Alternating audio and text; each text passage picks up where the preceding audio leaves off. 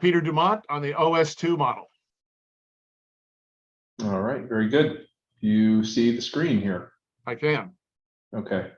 So I don't have it in PowerPoint screen mode just so I can jump around a little bit. But yeah, so Pete Dumont, co-founder, CEO of Prairie Dog. Happy to be with you all here today. What I'm talking about with you is a creation of a new business model for the operating system 2.0 community enabled by blockchain technology. And I'll share here in a few moments what OS2 is about. But our mission here is really to address the ails of the global capital projects or construction industry. Construction is critical for the survival of creation of society, for civilization and everything. I mean, everything we do is underpinned by construction. And for many, many years, our industry has been characterized by significant inefficiencies at almost every level of what we do. And if you talk to any developer of assets, they'll commonly say, my projects cost too much. I'm not getting enough capital efficiency. I need more construction for the money, in other words.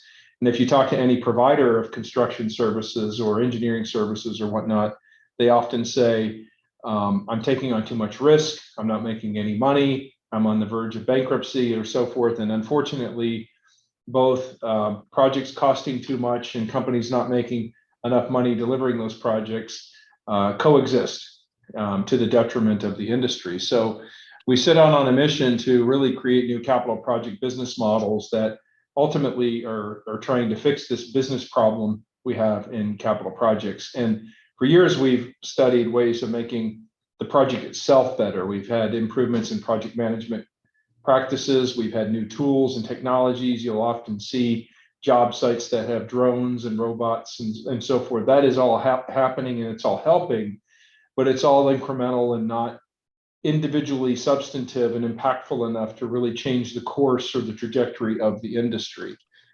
So several years ago, we set off on a research and development program out of the University of Texas at Austin. We're co-led by the Construction Industry Institute, CII, and CURT, the Construction Users Roundtable, tackling 4 initial transformational areas to help redefine the kind of architecture, the design of how our business model of capital projects works. This is a collaborative process I mentioned before between those 2 entities, with the research happening at CII at the University of Texas and the development being led by Prairie Dog in being supported by the 100 or so member companies of the Construction Users Roundtable. There's several logos at the top of this chart which represent companies that have put money into the research behind what we've been doing. So it's about a 3-year research program, and now we're shifting. This is actually a good time to be talking about it because we're going from really completing the initial major body of research to now the initial major deployment of the tools and business model, the platform essentially into the industry. So there's a couple key elements of it that are important to share.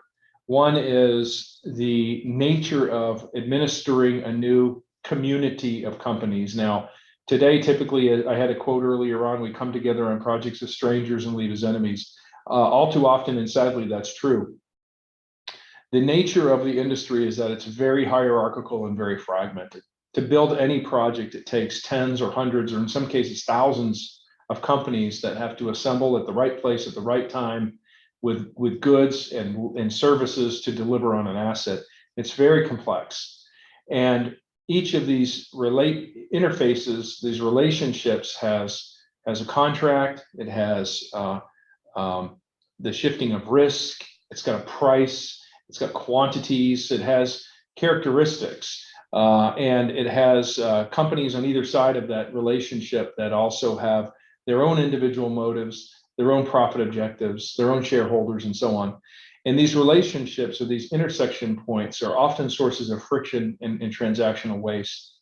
And the transactional waste, when you accumulate it in a hierarchical infrastructure, is approximately 40% of the capital dollars that are spent on any individual project. So we have a tremendous opportunity to recapture this lost value in the form of transactional waste.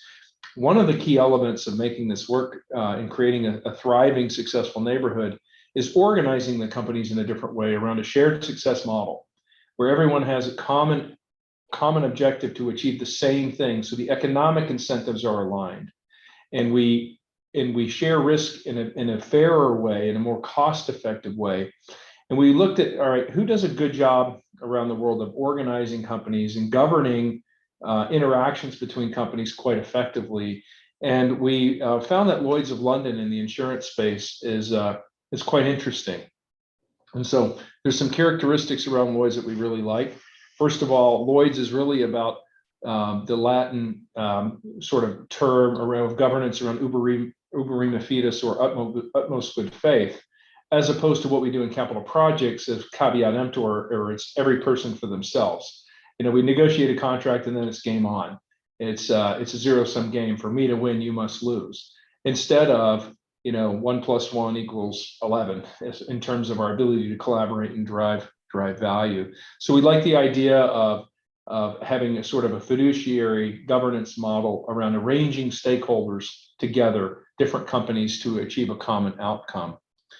There is a neighborhood that's formed already that we're facilitating, and there's several logos on here of companies that are participating in the creation and the formation of this first neighborhood group, and that have been working hand in glove with the researchers at the university in designing the key success elements to make a governance model like this work. This will ultimately manifest itself into a community structure where really anybody can join and participate in the community. And then within the community, subgroups of companies will come together and be assembled to deliver specific projects or groups of projects, portfolios perhaps. And those are really where the neighborhood behavior comes in. This platform is being designed right now. It's not in place, but it's being developed as we speak. It's being scoped out, and programming is underway and so forth. There are some very interesting core principles and guiding principles around behavior that we don't have time to really get into the depth of here in this talk today, but are really indicative of the type of expectations and behaviors that will make this type of construct work. It's really about what's best for the greater good is best for me. My individual interests are trumped by what's best for the community. And this is not intended to sound like some sort of socialist approach or anything like that, but it truly is an economic model to drive value. And if value is being created for the individual projects in the community and the community members, everyone thrives. The rising tide raises all ships, as they say. But for a community like this to work, it has to be based on relationships that are grounded in trust. We have to really work together, and we have to collaborate better than we have before to deliver the capital projects of the future. But trust isn't just automatically granted from human to human or company to company. It has to be earned. And if you say the word trust, the next T word out of your mouth is naturally transparency. So we have to have transparency of transactions. We have to have interactions between these companies that are available for everyone to see. Now, I'm not talking about normally confidential information like intellectual property or maybe specific rates or anything like that. But there's significant amount of information in our transactions that we don't share that we could to the betterment of the overall project in the community. And when we talk about transparency, it leads us to the next natural evolution of thought, and how do we create a technology platform to drive that? And that's brought us to blockchain. So we believe there's a tremendous amount of value we can get from having construction transactions recorded on blockchain using digital smart contracts. But in order to do that, this gets us into then the next discussion is taxonomy. How do we have standards? How do we have data standards so that when we do buy and sell goods across companies around the world, when we do buy and sell engineering and construction services, and we're recording these transactions, we need to have common taxonomy and data schemas that we can run through digital smart contracts and record on the blockchain. So this whole work around the body of work around XBRL and around data standards and Orange Button are supremely important as enablers to create the technology infrastructure, then to create, the ability then to collaborate better, to then deliver greater business results. Because the Orange Button's ultimate goal has got to be business results. It's got to improve business outcomes. Its mission isn't just to create data standards. That's in service to creating better business outcomes. So we love the connection of how that's foundational to driving toward our ultimate mission. We have several areas of waste that we believe this will help us solve. Blockchain, that is, for capital projects. We have a tremendous amount of redundant work. Whenever we're buying or selling a good, data is recorded multiple times in that value chain. So let's imagine, a lighting fixture that goes into a building. That's made in a manufacturer at a manufacturer's place somewhere. That's then sold to some kind of wholesaler or distribution network. It goes from buying and selling, ultimately getting to a contractor, ultimately getting to a consumer in the house or the building it's being put in. Each of these buying and selling transactions that occur in that value chain create data. And everyone that's buying and selling is recording that data. Anytime we're recording the same thing multiple times, it creates the opportunity for differences in how we record data. Again, gets back to the importance of taxonomy. But this creates a lot of redundant work that is wasteful. And whenever we have redundant work, we make mistakes, or we have differences in how we record things. That creates rework. That's all waste. And whenever we have rework, we start to argue and debate over whose data is correct. Because I don't trust anyone else to record my data, they don't trust me, so we all feel compelled to do so. And then whenever we have differences in data and differences in opinion around where things are or what occurred, we have disputes or claims, which is where we have to reconcile the data. This is very characteristic of what happens in construction projects today. But again, we think blockchain can help solve a tremendous problem we have here around removing these 3 R's of waste in the value exchange of projects. But again, it needs to be enabled by common taxonomy and common data standards. Several other areas of benefit that we see, which if we get to a place in the future where we're using blockchain technology and smart contracts to record all the transactions in the capital project, we can get to from where we are on the left, which is today, where we have a whole hierarchy of nested relationships and subservient contracts and purchase orders, i.e. highly inefficient, to this model on the right, where we have a common data platform for all the companies to see and interact with, and really have a common version, as we like to say, common version of truth of what's occurred on the project. There are many benefits of this type of technology for both the buyers and the sellers. So both the owners or asset developers, as well as, say, the contractors and engineers, or in the case of a contractor buying some materials, buyer and seller relationship there, or a contractor and a subcontractor type of relationship. But there's several ones, you can see them here, and they're all accretive to adding value and driving waste out of the transactional process.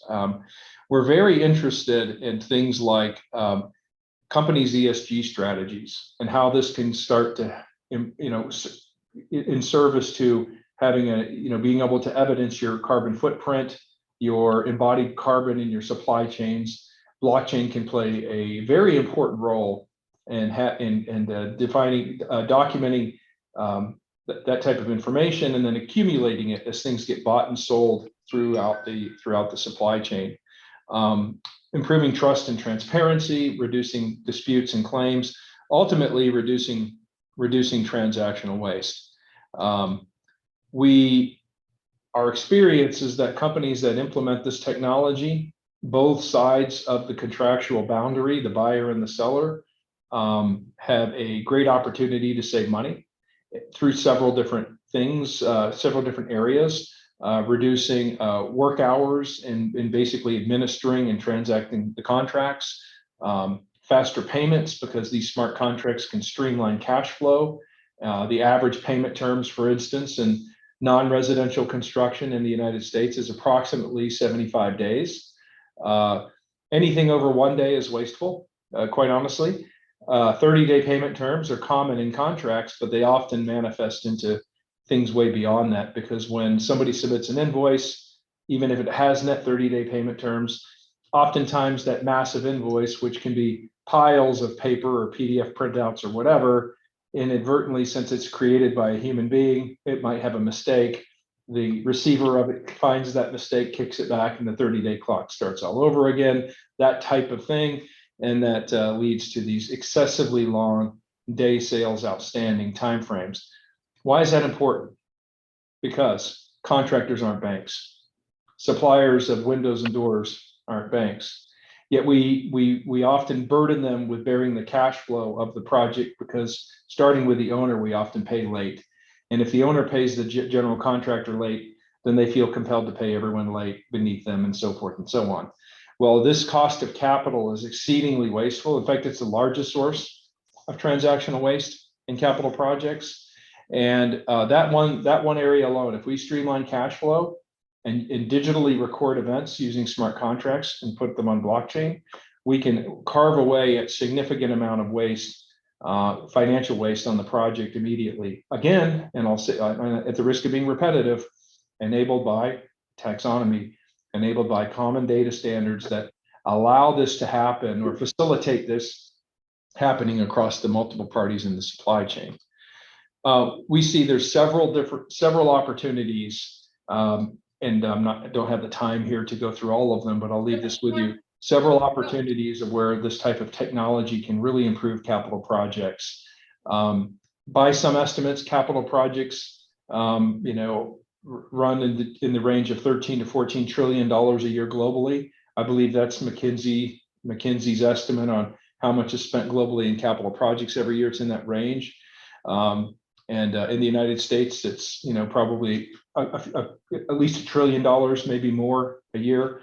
So even carving a few percentage points off of that is a huge amount of money that can be recaptured, and driving better value for, again, those asset developers, the owners, so they don't always say, hey, my projects cost too much, now I'm getting better value, I can get more construction for the money. And then at the same time, recouping lost money and putting it back in the pockets of those companies delivering and working hard, blood, sweat, tears every day in the field, building these projects, and giving them, more profitability and better financial outcomes.